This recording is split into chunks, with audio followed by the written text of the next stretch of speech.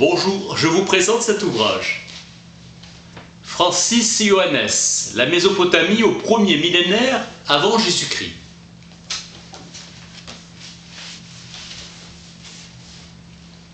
Deux siècles de crise avec des mouvements de population et par la disparition des grandes puissances politiques.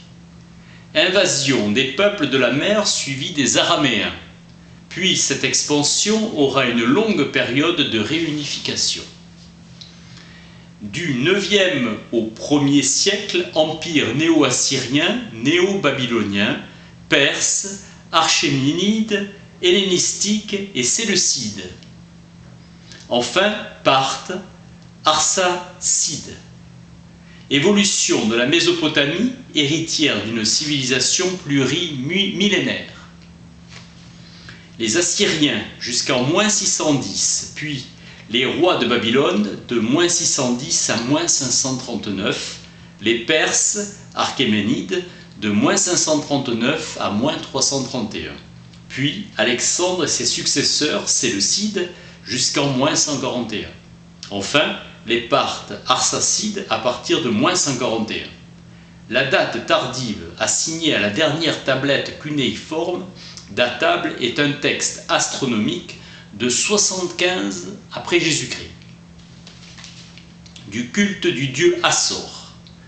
Mésopotamie, désignation grecque, le pays entre les fleuves. Voie majeure, Tigre et Euphrate, la Syrie au nord et la Babylonie au sud. La basse Mésopotamie bénéficie de l'énorme apport d'eau des deux fleuves, plaine alluviale. Culture irriguée, des céréales et des palmiers dattiers. Mise en place d'un réseau connecté transversal des eaux. Entretien constant d'une main-d'œuvre dispendieuse. Maillage d'ensemble urbain d'une population pratiquant l'élevage. Avec le 1er millénaire culmine le flux araméen et à l'ère chrétienne, ce sont les populations arabes qui apparaissent. Jusqu'au nord, en haute Mésopotamie, se forme un croissant fertile. Éleveurs, transhumants et au début du 1er millénaire se constituent des principautés araméennes. Au moins 5e siècle, des populations venues du désert méridional constituent une nouvelle Arabie.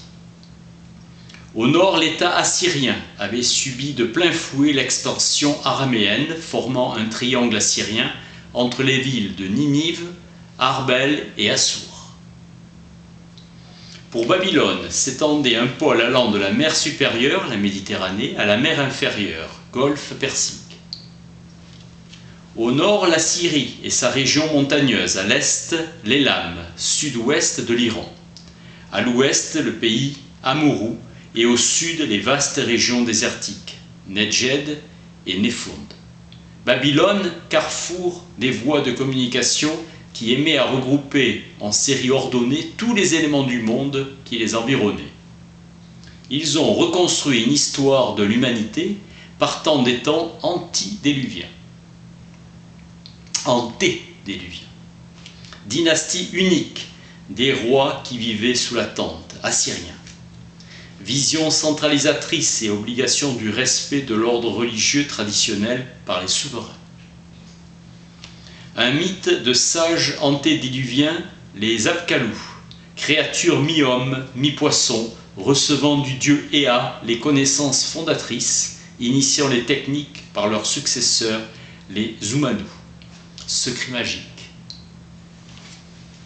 La Mésopotamie apparaît dans la Bible comme un véritable espace originel du jardin d'Éden à la tour de Babel, en passant par Lour, ville de Chaldée et patrie de la famille d'Abraham, et Haran en haute Mésopotamie où il séjourna. Autre source avec Hérodote ou Xénophon et plus tard Diodore de Sicile, début de l'ère chrétienne. Et Justin, 2e siècle après Jésus-Christ. De manière symbolique, c'est dans la ville de Haran, Carae, que se réfugièrent les derniers représentants du paganisme, les philosophes néoplatoniciens, que le christianisme avait expulsés d'Athènes à la fin du 5e siècle.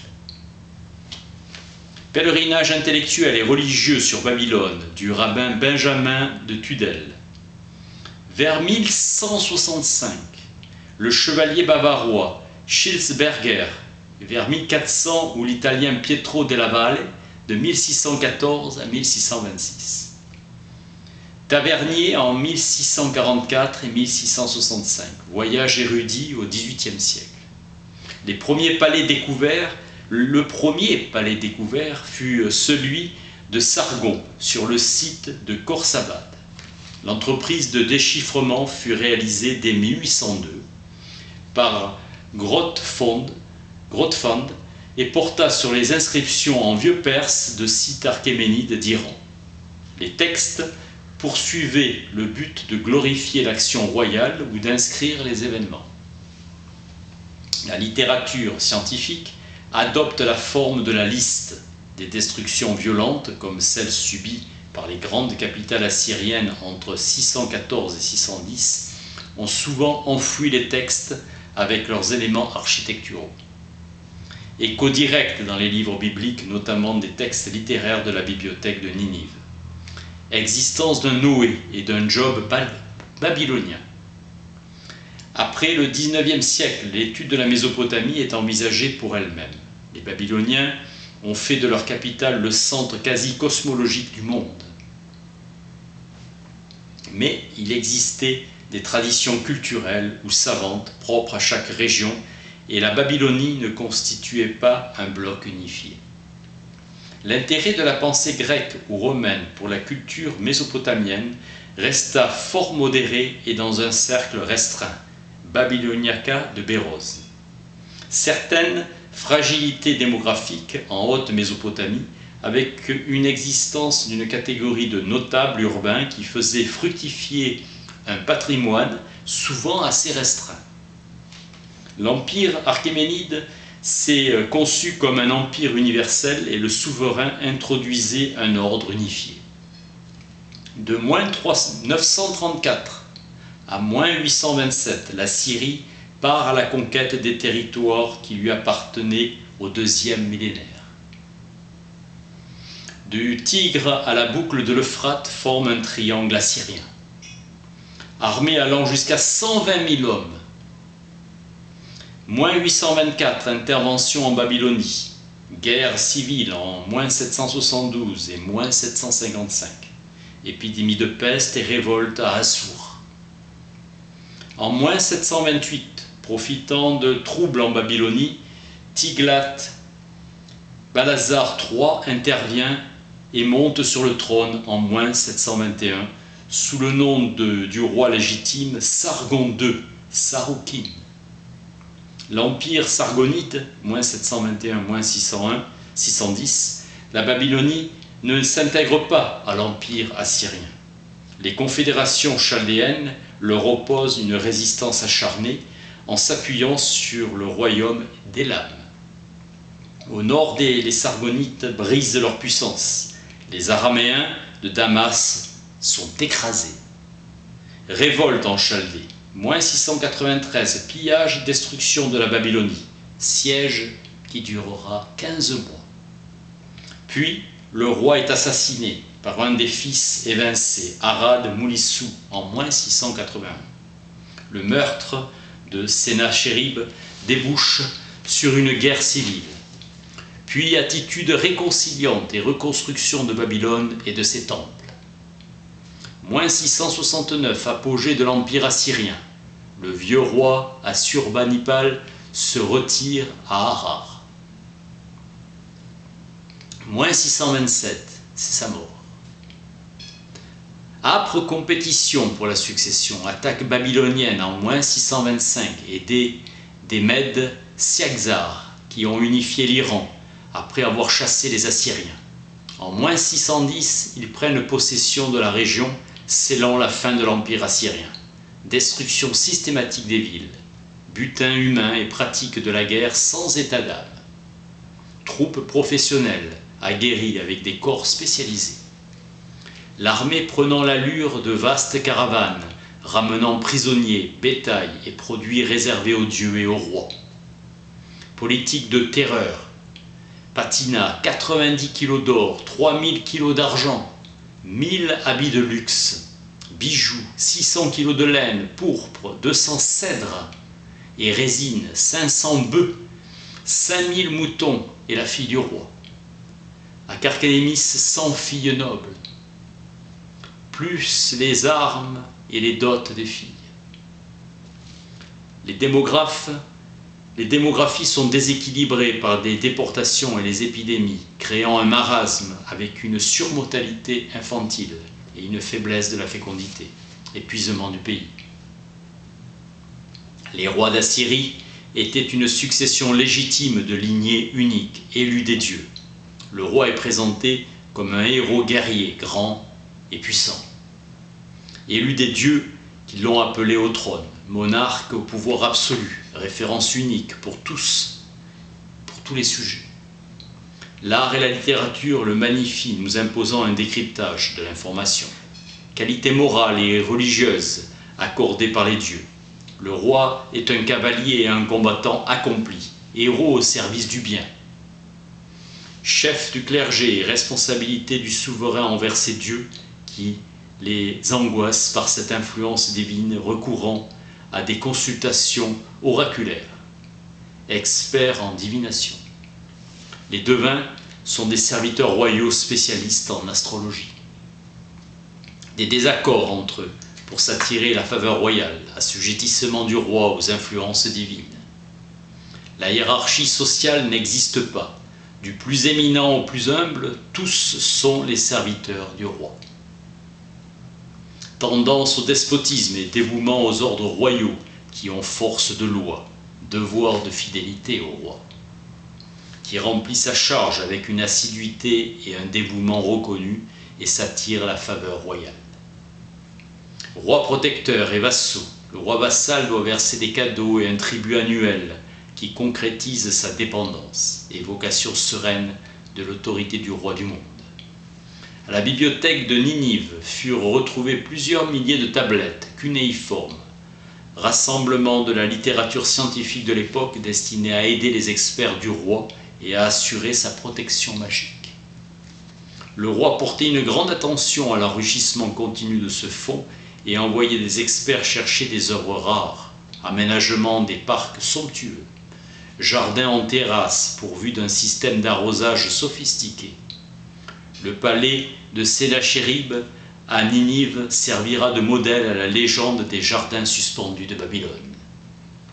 Palais abritant le harem avec plusieurs maisons, ces dames disposent d'une relative indépendance économique, avec des domaines fonciers propres. La plupart n'ont pas le droit de sortir du palais qui leur était réservé. Cour royale somptueusement vêtue avec bijoux, maquillés et parfumés.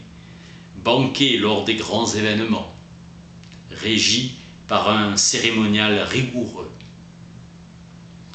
Assur-Nassir-Pal II convia 69 574 personnes pendant 10 jours, après l'achèvement du palais royal. 1000 bœufs gras, 14 000 moutons, 1000 agneaux, cervidés, volailles, 20 000 pigeons, 10 000 poissons, 10 000 œufs, bière et vin, pain, légumes, fruits et condiments. La composition du personnel de culte, prêtres officiants, lamentateurs, chantres, acteurs sacrés. À chaque changement de règne, sous les Sargonides, les grands dignitaires et principaux courtisans devaient rendre leur charge avec tous les bénéfices qui l'accompagnaient. Le nouveau roi décidait ou pas de leur restituer ou choisissait d'autres titulaires. En réalité, lutte impitoyable entre divers clans pour obtenir la faveur royale.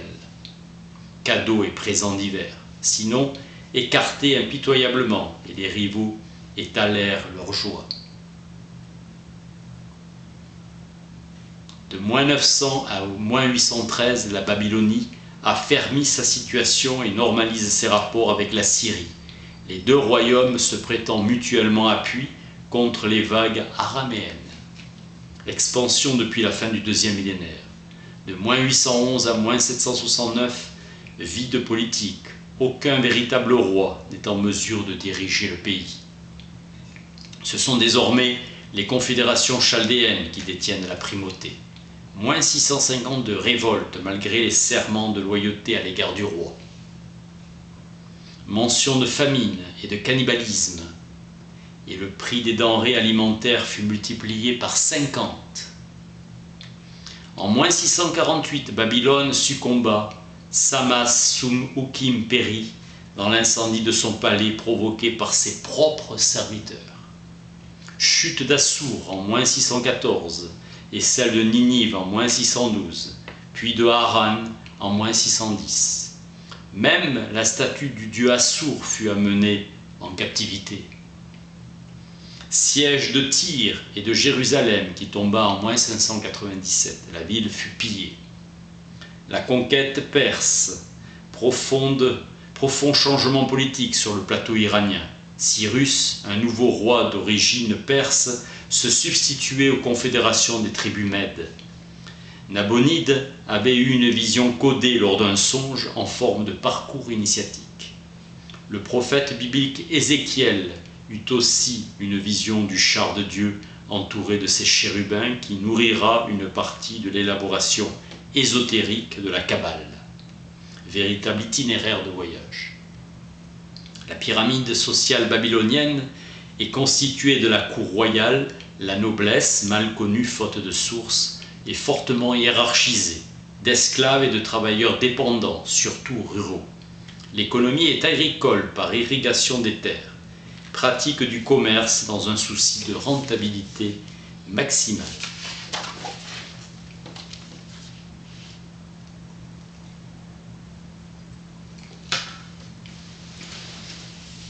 Les temples ont laissé de riches archives administratives qui témoignent de la complexité de leur structure économique et de la richesse de leur patrimoine et de leurs revenus. Juridiquement, il y a les hommes libres et les esclaves. Dans le cas de guerre ou de famine, il peut y avoir vente d'enfants. Les esclaves remplissent les tâches domestiques familiales. Les familles aisées ont des esclaves spécialisés dans des tâches artisanales ou commerciales. Les libres, mais non autonomes économiquement, sont comme des esclaves. Il s'agit d'une population agricole. Les groupes familiaux gèrent leur patrimoine en commun, comme la famille Égibi, qui formera sur plusieurs générations une sorte de structure administrative parallèle. L'agriculture d'irrigation repose sur l'orge et la datte. Semailles d'automne, irrigation d'hiver et récolte de printemps. Les familles vivent sous un régime semi-autarcique, avec écoulement d'une partie de la production agricole. Le moteur économique est le palais royal, les sanctuaires. Le roi et les dieux sont possesseurs d'immenses domaines fonciers qu'ils gèrent avec une main-d'œuvre servile et une administration puissante. Le sommet de l'administration est collégial, dirigé par l'intendant-chef du temple et le délégué en chef que l'on trouve dans les sanctuaires. Puis, des responsables des divers secteurs d'activité, chefs des boulangers, chefs des brasseurs, etc. Dans les contrats de mariage, l'essentiel vise à déterminer les transferts financiers et matériels des deux familles, constitution de la dot que la mère fait à sa fille. Notion de beau mariage avec un notable à l'aise. Les témoins peuvent être prestigieux et choisis parmi les dignitaires de la cour. Le temple est la résidence de la divinité. La statue divine, ou parfois le symbole, est placé dans une pièce qui lui est entièrement consacrée. Entretien d'ordre alimentaire. Les statues des divinités sont ornées de bijoux, de valeur ornementale ou magique. Cérémonie dans les sanctuaires. Les prébendiers sont les personnes assurant le service divin. Au service culturel, chantres, exorcistes, prêtres. Au service alimentaire, bouchers, boulangers. Et aux autres services, bateliers, maçons, blanchisseurs. Les scribes écrivent sur parchemin, en araméen, et les contrats, textes de la tradition, continuent d'être inscrits en cunéiforme sur tablettes d'argile par les scribes tupsaro. Les scribes lettrés maîtrisent l'akkadien et le sumérien et exercent une fonction religieuse. Ils transmettent leur savoir. Le renseignement ardu consiste à recopier pour préserver les fonds de documentation. Par restreinte des textes littéraires ou mythologiques, la transmission se faisant oralement. Les bibliothèques comprenaient les grandes œuvres, l'épopée de la création, la descente aux enfers. L'épopée d'Héra évoque la situation catastrophique de Babylone. Longue tradition d'une littérature religieuse. Moins 539 à moins 331, la Babylonie archéménide. 2 siècles de tranquillité et de développement économique. Colons militaires d'origine étrangère, besoin de maintien de l'ordre en Babylonie et par les capacités agricoles, souci du roi archéménide de disposer d'une réserve armée à la mesure de son empire. Une partie de la production était prélevée par le pouvoir central perse au titre des taxes. Les taxes, dès le règne de Darius Ier, les dignitaires de la cour possèdent des domaines fonciers en Babylonie. L'arrivée des Perses fut marquée par un mouvement de retour des exilés juifs dans leur pays, Cyrus autorisant la reconstruction du temple à Jérusalem. La langue parlée était l'araméen. La taille des exploitations était proportionnée au type d'unité combattante à fournir. La Babylonie servit aux Archéménides de grenier à blé et une politique cohérente de développement agricole fut mise en œuvre. De moins 331 à plus 75, des Séleucides au Parthes. La Mésopotamie, centre de l'empire d'Alexandre en moins 323, devient l'une des provinces majeures du royaume séleucide à partir de moins 310. Forte polarisation urbaine autour des temples jusqu'au 1er siècle après Jésus-Christ. Raréfaction des sources en cunéiforme. Au 1er siècle, s'éteint la civilisation au sein d'un pays qui obéit désormais à d'autres influences. Conquête grecque, moins 331, moins 305. Bataille de Gaugamélès d'Alexandre le Grand, moins 331, sur le territoire de l'ancienne Assyrie après le retrait de Darius III en Iran, le conquérant prenant possession de la région. Le passage de pouvoir se fit de manière paisible et la fin de la domination archéménide fut bien acceptée par les gens de Babylone et les pratiques traditionnelles en matière de religion ne furent pas modifiées. Embellissement de la ville et restauration, roi des pays, lui fut attribué. À son retour d'Inde, il retourna à Babylone, remontant le Tigre en bateau. Alexandre prévoyant une amélioration des canaux, la ville fut un temps le centre de son immense empire. Il s'installa dans le palais royal et organisa ses futures conquêtes. Mais la maladie l'emporta en moins 323. Le sort de l'empire fut réglé par ses généraux, remettant la royauté à son frère Philippe, Archidée, et à son fils posthume, Alexandre IV. Les rois, dont la tutelle avait été confiée au régent Antipater, prirent assez vite le chemin de la Macédoine. L'assassinat d'Alexandre IV en moins 320 en Macédoine n'empêcha pas le maintien de son règne fictif. Les milieux loyalistes datèrent les documents cunéiformes par son règne jusqu'en moins 306. Quand les généraux d'Antigone marchèrent de Médie vers Babylone, accompagnés de troupes iraniennes, Séleucos franchit le Tigre, leur infligea une défaite complète et incorpora leurs soldats à son armée, ère séleucide. Nouveau système de datation, depuis le dernier roi de la dynastie d'Alexandre, moins 310. On comptabilisait les années de manière continue. Lorsque les Parthes s'emparèrent de la Babylonie, en moins 141, un double système fut mis en place, l'un continu, l'autre par règne successif. La Babylonie, séleucide, moins 305, moins 141. Séleucos fonda une nouvelle capitale, Séleucie sur le Tigre, à proximité de l'actuel Bagdad, et Babylone devient une capitale régionale sans être négligée par le souverain. Son fils Antiochos fut nommé co-régent en charge de tous les territoires à l'est de l'Euphrate en moins 294. Après l'assassinat de Séleucos, Antiochos Ier régla les affaires en Syrie et en Anatolie, la Mésopotamie restant à l'écart des conflits, sauf entre moins 274 à moins 271, contre le roi d'Égypte Ptolémée II. Arrivée des Arsacides en moins 166 et moins 141, expansion des Parthes au sud de la mer Caspienne. À l'ouest, ce sont les Romains qui arbitrent les changements de roi et jouent du conflit dynastique entre le fils de Séleucos IV et Antiochos IV. Les Parthes sont freinés dans leur expansion occidentale par la nécessité d'intervenir au même moment dans la partie orientale de leur empire contre des tribus nomades qui les assaillent. Depuis Mithridate II, les souverains parthes ont pris le titre de roi des rois. La documentation disponible en cunéiforme devient beaucoup plus rare et presque exclusivement de nature astronomique. Depuis moins 58, l'empire parthe est rentré dans l'ère des turbulences, marquée par une instabilité royale.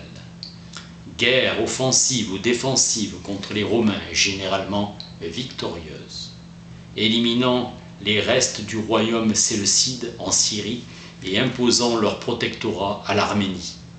Euphrate, frontière entre zones d'influence romaine et parthe. La malheureuse expédition de Crassus en moins 53 se termine par une défaite complète à Harran, Caraï. La guerre civile embrase les territoires romains. Les troupes parthes sont repoussées par Marc-Antoine, faisant à nouveau de l'Euphrate la frontière romano-parthe. Au 1er siècle après Jésus-Christ, instabilité politique dans l'empire parthe qui débouche sur une véritable guerre civile.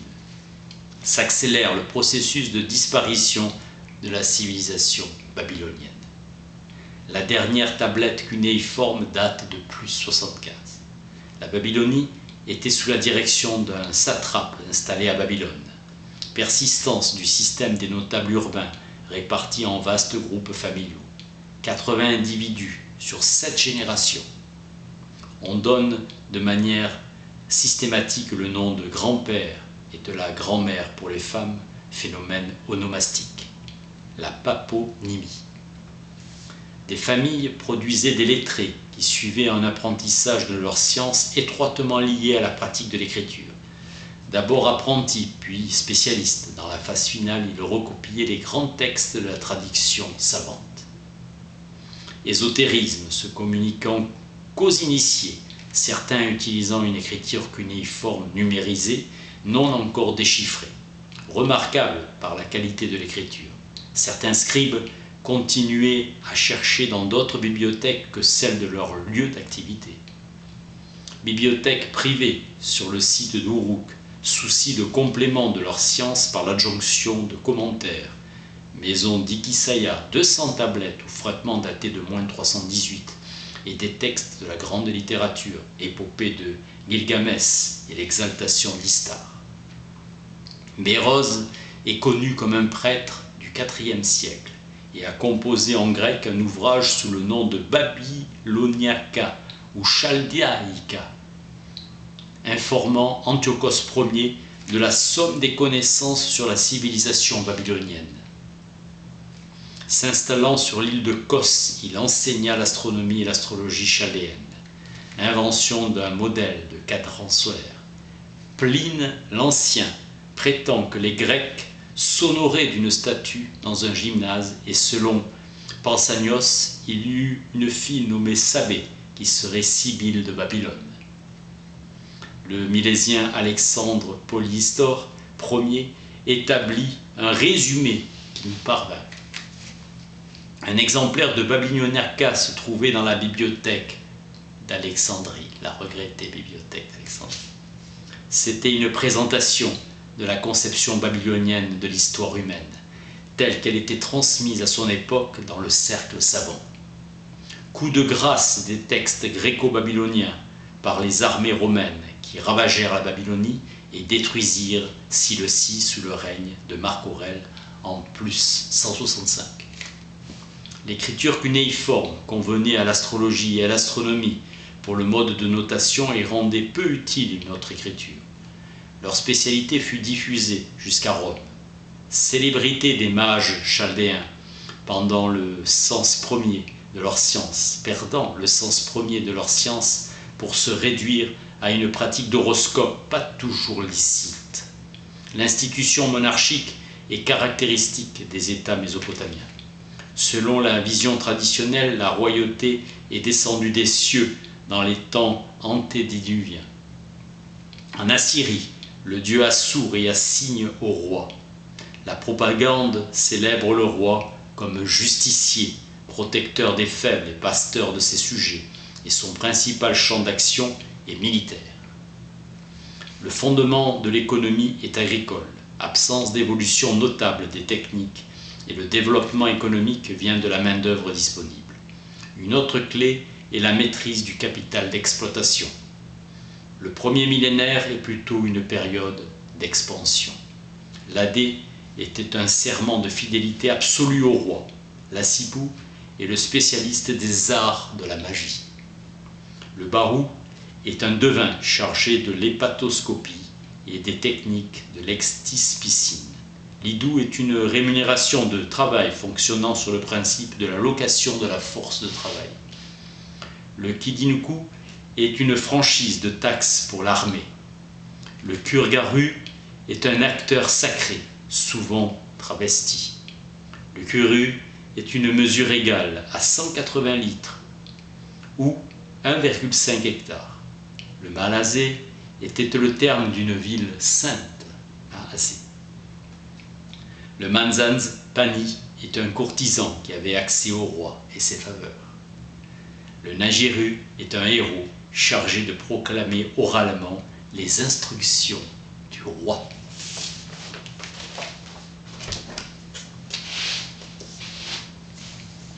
Francis et Johannes, la Mésopotamie au premier millénaire avant Jésus-Christ. Merci.